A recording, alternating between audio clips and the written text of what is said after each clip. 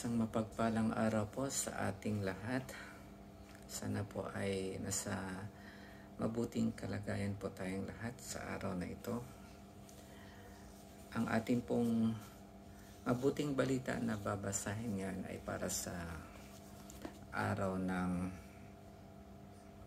Martes, August 5, 2025. Ang mabuting balita ng ating Panginoon ayon kay San Mateo chapter 14 verse 22 hanggang 36. Papuri sa iyo, Panginoon.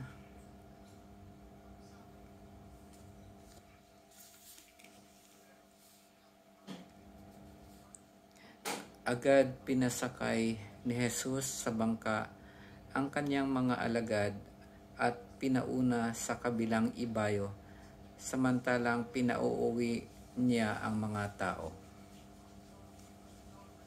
Pagkaalis ng mga ito, umahon siya sa burol upang manalangin.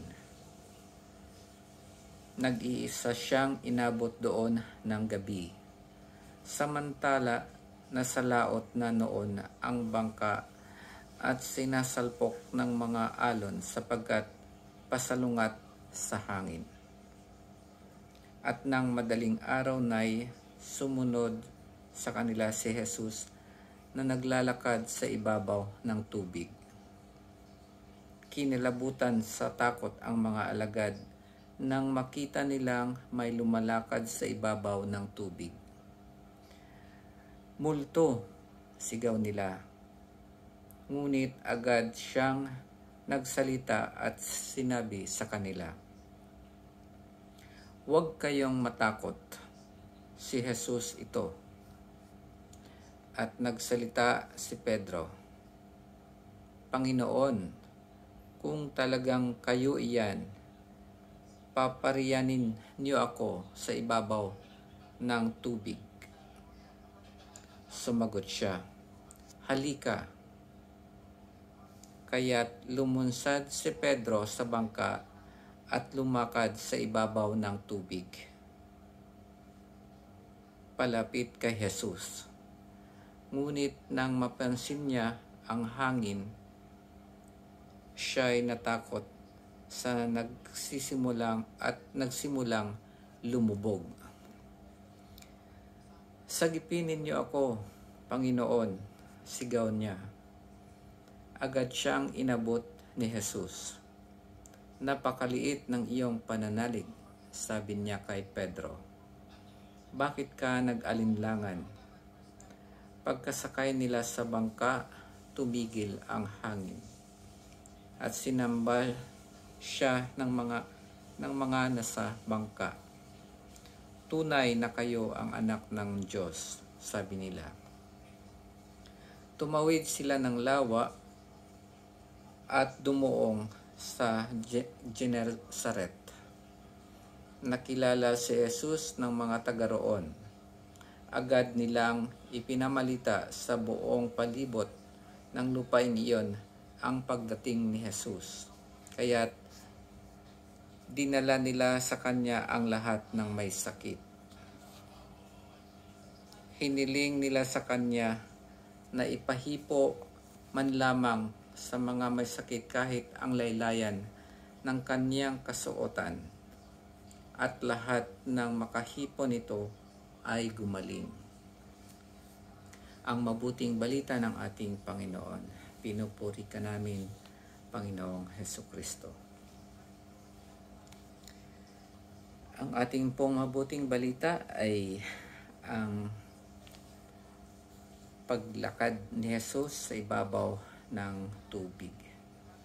At biglang natakot ang mga alagad nung makita nila. Akala nila ay multo ang naglalakad sa ibabaw ng tubig. At dito nga nung nagpakilala si Jesus, sinabi ni Jesus na kung pwede siya din ay maglakad sa tubig. At dito natin mapapatunayan na hindi lamang parang kaluluwa lamang ang Panginoon, kaya nakakapaglakad siya sa ibabaw ng tubig. Kasi kahit si Pedro mismo ay nakapaglakad din sa tubig sa pamamagitan ng kanyang pananampalataya at sa pamamagitan ng kapangyarihan ng ating Panginoon. Kaya kung ang katulad ni Pedro na may katawang lupa, ganoon din ang ating Panginoong Jesus, mayroon ding katawang lupa. At bago pa man dito naglakad si Jesus, pagkatapos nilang pakainin ang mga tao sa ilang na napakarami, ay parang katulad din ng pag nakakain tayo ng Eucharistia pagkatapos ng banal na misa. Ito ay nagbibigay sa atin ng kalakasan para harapin ang panibagong pagsubok sa ating mga buhay. Katulad nung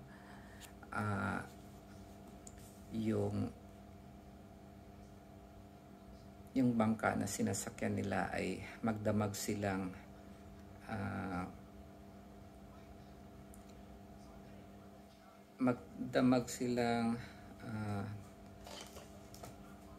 nahihirapan sa laot kasi sumasalpok ang mga alon at yung salungat ang hangin. Kaya ganun din tayo sa ating mga buhay. Minsan salungat sa mga gusto natin ang nangyayari sa ating buhay. At bago pa man mangyari na masira ang ating buhay, laging nandyan ang ating Panginoon para tulungan tayo at lutasin ang lahat ng ating problema. Dito sinasabi na magdamag sila, ibig sabihin mula siguro kung gabi pa, ang oras kasi nila noon nahati sa parang 4 na parte, mula 6 ng gabi hanggang 9 isang parte, 9 hanggang 12 isang parte, 12 hanggang 3 isang part na naman, at 3 hanggang 6 isang parte. Kaya 4 na part.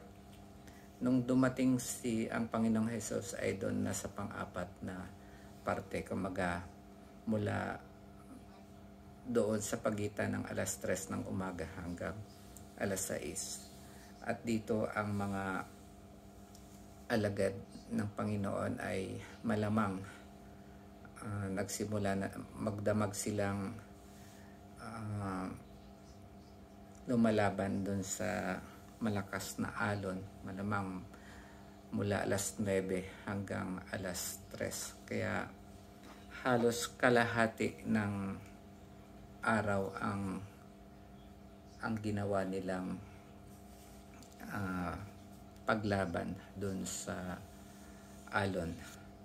Kaya ganun, pwede nating asahan na ganun din ang ating buhay. Halos kalahati ng ating buhay dito sa mundo ay malamang puro pagsubok din sa buhay. Pero wag tayong mawala ng pag-asa dahil nandyan lagi ang ating Panginoong Jesus.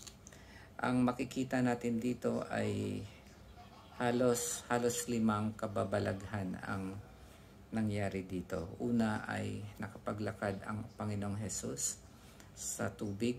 Ang pangalawa, si Pedro ay nakapaglakad din sa tubig. Ang pangatlo ay nang lumubog si Pedro ay na sagip ng ating Panginoon. Ang pang-4 ay pinatigil ng ating Panginoon ang malakas na alon at malakas na hangin. At ang pang-5 ay nakarating sila ng maayos doon sa dalampasigan o doon sa kanilang pupuntahan. At ang panghuli ditong kwento sa Mabuting Balita ay yung mga taong nasa Genesaret. Kilala nila ang Panginoon na may kapangyarihang magpagaling. Bago pa man yan, bago ko ikwento, dito sinasabi ng at mga alagad na nasa bangka kanina, tunay na kayo ang anak ng Diyos. Dito kinikilala na nila ang Panginoon bilang anak ng Diyos dahil nakakagawa siya ng kababalaghan at parang naiisip na nila na siya yung Mesiyas o magliligtas sa kanila. Pero siguro na iniisip pa rin nila na isang parang hari ng daigdig o kaya mamumuno ang ating Panginoon sa sanlibutan para iligtas sila. Pero tsaka na lang nila nalaman yun na hindi ganun ang paghahari ng gagawin at pagtubos ng gagawin ng ating Panginoon. Kasi hindi pa nila masyadong kilala ang Panginoon at hindi pa nila nasaksihan ang muling pagkabuhay ng ating Panginoon pagkatapos niyang mamatay sa krus. At dito nga sa Genesaret, dito naman dinala nila ang mga taong may sakit para pagalingin ng ating Panginoong Jesus. At kahit laylayan man lang ng damit ng ating Panginoon ang mahawakan nila, ay gumagaling na sila. Yung pananampalataya nila na kahit laylayan man lang ng damit, kahit hindi mismo si Jesus ang kanilang mahawakan, ay gagaling na kaagad sila. Ito siguro yung pinagmulan din natin ng parang nakasanayan na rin natin na kahit yung mga relics o mga imahe ng ating Panginoon ay hinahawakan natin para humingi ng tulong sa Kanya dahil hindi natin siya nakikita at kahit papaano ay sa pamamagitan nun ng mga ganong bagay ay naiisip natin na kapag hinawakan natin yon, ang kapangyarihan ng Panginoon ay dadaloy sa pamamagitan noon. Kaya yon maliwanag na sinasabi at turo ng ating simbahan na yun ay hindi natin sinasamba yung mga ganong imahe, kundi isa lamang siyang tools kumbaga, or parang isa lamang siyang bagay para magamit natin na maging daluyan ng kapangyarihan ng ating Panginoon. At habang ginagawa natin yon, ang nasa isip natin ay ang Panginoon na nating nasa langit ang siyang gagawa ng kababalaghan para sa atin.